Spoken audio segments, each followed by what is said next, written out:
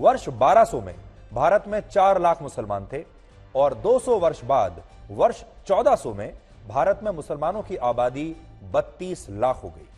और फिर वर्ष 1535 में जब भारत में मुगल आ चुके थे, तब हमारे देश में मुसलमानों की आबादी हुई 1 करोड़ 28 लाख। और फिर वर्ष 1800 में मुसलमानों की आबादी हो गई 5 करोड़। और बंटवारे के बाद 1951 में भारत में 3.5 करोड़ मुसलमान थे और अभी भारत में इस समय जब मैं आपसे बात कर रहा हूं तो 20 करोड़ के आसपास मुस्लिम आबादी आज भारत की है। कैसे मुस्लिम आबादी बढ़ती चली गई वर्ष 1200 से लेकर अब 2023 तक, वो ग्राफ आपके सामने है। ये आंकड़े इसलिए महत्वपूर्ण हैं क्योंकि भारत में विदेशों से आए मुसलमानों की संख्या मुश्किल से 20 लाख भी नहीं थी, लेकिन आज भारत में 20 करोड़ मुसलमान रहते हैं। और ये तो हम भारत की बात बता रहे हैं, अगर आप इसमें पाकिस्तान को भी जोड़ लें, क्योंकि पहले भारत और पाकिस्तान एक संयुक्त देश ही हुआ करते थे, एक साथ थे, तो ये आबादी 40 करोड़ के ऊपर चली जाएगी। तो उस हिसाब से अगर आप देखें तो अगर भारत, पाकिस्तान और बांग्लादेश की आबादी भी आप लगा देंगे तो ये 50 करोड़ के आसपास बैठेगा। और ऐसा इसलिए है क्योंकि यह माना जाता है कि भारत में बहुत सारे मुसलमानों के पूर्वज हिंदू थे, जिन्होंने अपना सैकड़ों वर्षों पहले धर्म परिवर्तन कर लिया था, क्योंकि उस समय हालात ऐसे थे कि अगर आपको यहां काम करना है, अपने परिवार की रक्षा करनी है, जीवित रहना है, तो धर्म परिवर्तन के अलावा और कोई चारा नहीं था। उदाहरण के लिए वर्ष 1414 से 1431 के बीच जलालुद्दीन मोहम्मद अविभाजित भारत में बंगाल राज्य के शासक थे, लेकिन हकीकत यह है कि वो हिंदू से मुसलमान बने थे। उनके पिता का नाम राजा गणेश था, लेकिन बाद में राजा गणेश के पुत्र ने इस्लाम धर्म अपना लिया और उनका नाम पड़ गया जलालुद्दीन मोहम्मद। और फिर जलालुद्दीन मोहम्मद बनकर उन्होंने बंगाल में बड़े पैमाने पर बाकी हिंदुओं को भी इस्लाम धर्म अपनाने के लिए मजबूर किया, जिसकी वजह से बंगाल में मुसलमानों की आबादी इतनी ज्यादा थी कि वर्ष 1947 में बंटवारे के समय संयुक्त बंगाल का भी विभाजन करना पड़ा। बंगाल में मुसलमानों की आबादी इतनी ज्यादा क्यों है और क्यों फिर उसका विभाजन हुआ और उसमें से एक हिस्सा पाकिस्तान को देना पड़ा, जो बाद में बांग्लादेश बना, यह उसका कारण है। इसी तरह 1000 वर्ष पहले कश्मीर में सिर्फ हिंदू ब्राह्मण रहते थे, जिन्हें आप कश्मीरी पंडित भी कह सकते हैं। लेकिन 14वीं शताब्दी में वहां शाह मिर्जा आया, जो कश्मीर के उस समय के हिंदू राजा के यहां काम करने लगा। 14वीं शताब्दी के मध्य में शाह मिर्जा के बाद कश्मीर में शाह मिरी वंश का शासन आया और सिकंदर शाह मिरी वहां का सुल्तान बन गया। अब सिकंदर शाह मिरी को बुत शिकन भी कहा जाता है, जिसका मतलब होता है मूर्ति भंजक, यानी मूर्ति तोड़ने वाला। और उसी के शासन में कश्मीर में बड़े पैमाने पर कश्मीरी पंडितों को इस्लाम धर्म अपनाने के लिए मजबूर किया गया और इस दौरान बहुत सारे लोग हिंदू से मुसलमान बन गए। और आज गुलाम नबी आजाद इसी प्रक्रिया के बारे में बात कर रहे थे, इसी घटनाक्रम के बारे में बात कर रहे थे। और आप ये बात याद रखिए कि ये बात कह कौन रहा है? गुलाम नबी आजाद, जो खुद एक मुसलमान है और खुद जम्मू कश्मीर से आते हैं और इतने बड़े नेता हैं, वो ये बात कह रहे हैं। आज कश्मीर में बहुत सारे मुसलमानों का सरनेम चौधरी है। पाकिस्तान में भी बहुत सारे मुसलमानों का सरनेम चौधरी है, मलिक है, भट्ट है। और ये वो सरनेम है जो हिंदू धर्म को मानने वाले लोग भी अपने नाम के आगे लगाते हैं। कश्मीर की तरह गुजरात में भी जो लोग मुसलमान बने, उनके पूर्वज हिंदू ही थे। 14वीं शताब्दी के अंत में जब गुजरात सल्तनत की स्थापना हुई, तब उसके संस्थापक जफर खान थे, जिन्हें बाद में मोहम्मद शाह प्रथम कहा गया। गुजरात में काफी मुसलमान खुद को मोहम्मद शाह प्रथम का वंशज बताते हैं, लेकिन हकीकत यह है कि मोहम्मद शाह प्रथम के पिता हिंदू थे और राजपूत समुदाय से आते थे। और गुजरात में बहुत सारे मुस्लिम समुदाय ऐसे हैं जिनके पूर्वज राजपूत समुदाय से ही है। छवि को ठेस पहुंचाती हैं और महिलाओं का अपमान करती हैं। जैसे अदालतों में सुनवाई के दौरान अभी अच्छी पत्नी, बुरी पत्नी, आज्ञाकारी पत्नी और पतिव्रता पत्नी जैसे शब्द अक्सर इस्तेमाल होते हैं जब इस तरह के मामले आते हैं, लेकिन अब इन शब्दों पर रोक लगा दी गई है और इन सारे शब्दों की जगह अब सिर्फ एक शब्द का इस्तेमाल होगा और वो शब्द है पत्नी, यानी वाइफ। नहीं तो पहले जब भी कोई विवाद होता था पति पत्नी के बीच में, तो वकील और जज इस तरह की शब्दों का प्रयोग करते थे, dutiful wife, faithful wife, good wife, obedient wife या हाउस वाइफ। इसी तरह अब जज और वकीलों को किसी मामले की सुनवाई करने में या फैसला सुनाने में हाउस वाइफ शब्द की जगह होम मेकर शब्द का इस्तेमाल करना होगा। तो ये जो हाउस वाइफ शब्द है अब ये बदल गया है, इसे होम मेकर कहा जाएगा। आप भी ये बदलाव अपने जीवन में ला सकते हैं। इसके अलावा अदालतों में अब महिलाओं को Indian woman, western woman, career woman, fallen woman और चेस्ट वुमन या वर्जिन वुमन कहकर संबोधित नहीं किया जाएगा, बल्कि महिला को अब सिर्फ अदालतों में एक ही शब्द कहकर पुकारा जाएगा, वो है सिर्फ और सिर्फ महिला। वो एक महिला है, चाहे वो वेस्टर्न हो, फॉलन, ये जो फॉलन वुमन होता है, करियर वुमन होता है, ये सारे शब्द अब हमेशा के लिए समाप्त हो जाएंगे। आपने अक्सर देखा होगा कि एक शब्द का बड़ा इस्तेमाल होता है महिलाओं के लिए कि इसका अफेयर चल रहा है, फलानी अमुक महिला का अफेयर चल रहा है। इस अफेयर शब्द को भी इस हैंडबुक में गलत माना गया है और जजों और वकीलों से कहा गया है कि वो इस अफेयर शब्द की जगह ये कहें कि महिला का शादी से बाहर रिश्ता है। एक और शब्द है बास्टर्ड, इसे गाली माना जाता है, अपमानजनक शब्द है, यानी नाजायज, इसका मतलब होता है नाजायज।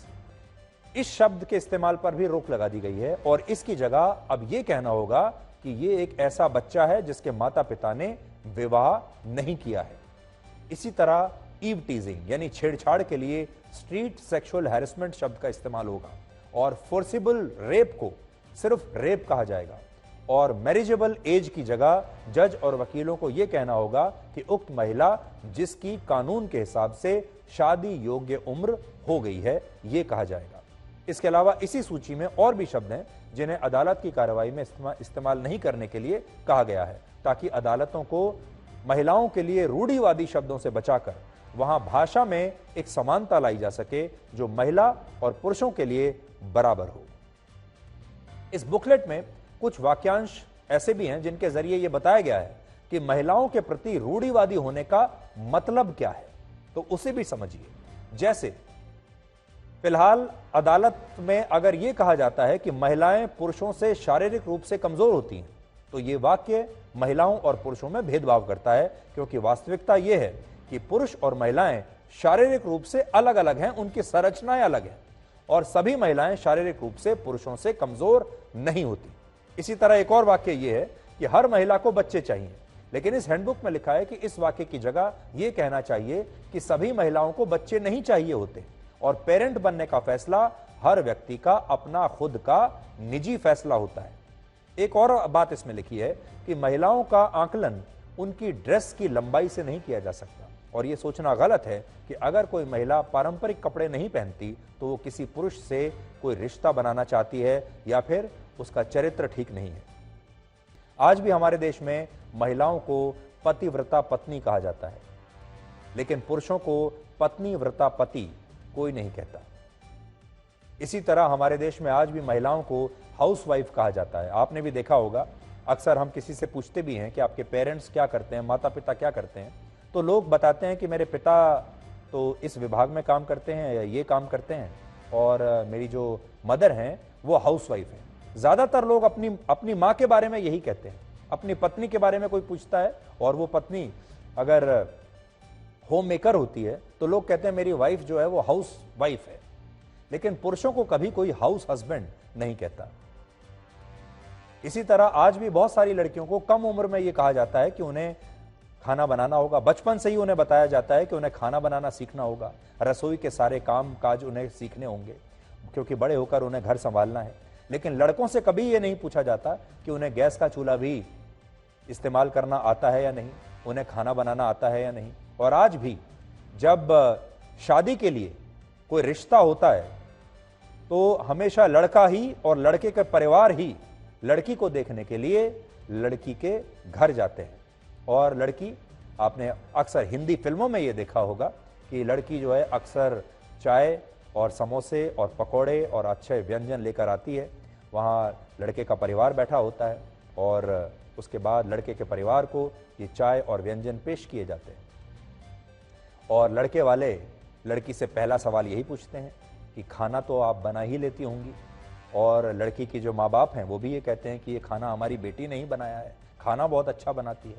और आज भी लड़का ही लड़की को देखने के लिए जाता है, लड़की या लड़की के परिवार वाले लड़के को देखने के लिए नहीं जाते। और जैसा मैं हमेशा कहता हूँ कि हमारी जो फिल्में हैं वो हमारे समाज का आईना होती हैं, और ये सारे जो सीन मैं आपको बता रहा हूँ ये सब आपने अनगिनत बार हिंदी फिल्मों में देखे होंगे, हमारे टेलीविजन सीरियल्स में देखे होंगे, वेब सीरीज में देखे होंगे, और अब हमने मान लिया है कि यही एक हमारे देश में कानून की तरह बन चुका है। इससे भी बड़ी समस्या यह है कि आजादी के 76 वर्ष बाद भी हमारे देश में हर व्यक्ति महिलाओं का कैरेक्टर सर्टिफिकेट अपनी जेब में लेकर घूमता है, जिसमें देर रात घर आने वाली महिलाएं चालू कहलाती हैं। दोस्तों के साथ कहीं बाहर जाने वाली महिलाओं को कहा जाता है कि ये बहुत तेज हैं, और उनके चरित्र को जज किया जाता है, उनकी ड्रेस को देखकर उन्हें जज किया जाता है। इससे भी ज्यादा दुख की बात यह है कि हमारे देश में जितने भी अपशब्दों का इस्तेमाल किसी दूसरे व्यक्ति के अपमान करने के लिए होता है, ये सारे अपशब्द महिला सूचक होते हैं। एक स्टडी के मुताबिक भारत में जेनरिक दवाइयों का बाजार वर्ष 2022 में करीब 2 लाख करोड़ रुपए का हो चुका है, और ये करीब 7% की दर से हर साल बढ़ रहा है। आज भारत दुनिया में जेनरिक दवाइयों का सबसे बड़ा एक्सपोर्टर है। दुनिया में भारत की जेनरिक दवाइयों की हिस्सेदारी 20% है इस पूरे बाजार में, जबकि दुनिया में इस्तेमाल होने वाली अलग अलग जेनरिक वैक्सीन में से 50% वैक्सीन भारत में बनती है। खास बात यह है कि भारत में बनी हुई वैक्सीन और जेनरिक दवाएं बहुत सस्ती होती हैं, क्योंकि इनके प्रोडक्शन, रिसर्च और टेस्टिंग की लागत काफी कम होती है। अमेरिका और ब्रिटेन जैसे देशों का स्वास्थ्य खर्च जो है वो कम करने में भारत की एक बहुत बड़ी भूमिका है। अमेरिका 40% और ब्रिटेन 25% जेनरिक दवाइयां भारत से खरीदता है, लेकिन हमारे देश में ज्यादातर डॉक्टर आम लोगों को जेनरिक दवाइयां लिखते ही नहीं। भारत में जेनरिक दवाइयां इसलिए भी जरूरी हैं क्योंकि हमारे देश की लगभग 7% आबादी 7% नियमित रूप से कोई ना कोई दवाई खाती ही रहती है, जिसका सीधा असर आपकी जेब पर पड़ता है। देखिए, आपके परिवार में भी कई ऐसे लोग होंगे जो 12 महीने कोई ना कोई दवाई खाते ही रहते हैं, किसी ना किसी चीज की। इसलिए दवाइयों पर आपका खर्चा बहुत होता है, और यह आंकड़ा बुजुर्गों में सबसे ज्यादा है। साल 2022 में भारत में हर परिवार का दवाइयों पर औसत खर्च 3,638 रुपए था, हर परिवार का। आपको मन में यह सवाल भी जरूर आता होगा कि अगर जेनरिक दवाइयां सस्ती हैं तो डॉक्टर अक्सर ब्रांडेड दवाइयां क्यों लिखते हैं? तो इसके पीछे है कमीशन वाली बीमारी। कई रिपोर्ट्स में बताया गया है कि भारत के कुछ डॉक्टर्स ब्रांडेड दवाइयां लिखने के लिए 40% तक कमीशन लेते हैं। एक स्पष्टीकरण यहां कर दें, सारे डॉक्टर कमीशन नहीं लेते। मैं खुद ऐसे बहुत सारे डॉक्टर्स को जानता हूं जो कमीशन नहीं लेते हैं, लेकिन कुछ डॉक्टर्स लेते हैं, और जो डॉक्टर्स लेते हैं उनकी वजह से सारे ईमानदार डॉक्टर्स भी बदनाम होते हैं। ये उसी अमेरिका की घटना है जो अपने ह्यूमन राइट्स के लिए, अपने विमेन राइट्स के लिए, महिलाओं के अधिकारों के लिए, व्यक्तिगत अधिकारों की सुरक्षा के लिए सबसे आगे रहने का दावा रखता है। पूरी दुनिया में ह्यूमन राइट्स का चैंपियन बनता है। ये वही अमेरिका है जो दुनिया को विमेन एम्पावरमेंट का पाठ पढ़ाता है, लेकिन अपने देश में अबॉर्शन के कानून बिल्कुल उलट है। यहां पर महिलाओं को उनके ही मूलभूत अधिकारों से वो वंचित कर रहे हैं, और उनका अमेरिका में महिलाओं का अपने खुद के शरीर पर भी कोई अधिकार नहीं है। वर्ष 2018 में मिसिसिपी में गर्भावस्था के 15 सप्ताह के बाद अधिकांश गर्भपात पर प्रतिबंध लगा दिया गया था, और इसे ट्रिगर बैन तब कहा गया था जहां सिर्फ वही महिलाएं गर्भपात करवा सकती हैं जिन्हें प्रेगनेंसी से या तो जान का खतरा हो, या फिर उनके साथ बलात्कार हुआ हो, और या फिर यह साबित हो जाए अदालत में कि यह बलात्कार हुआ है।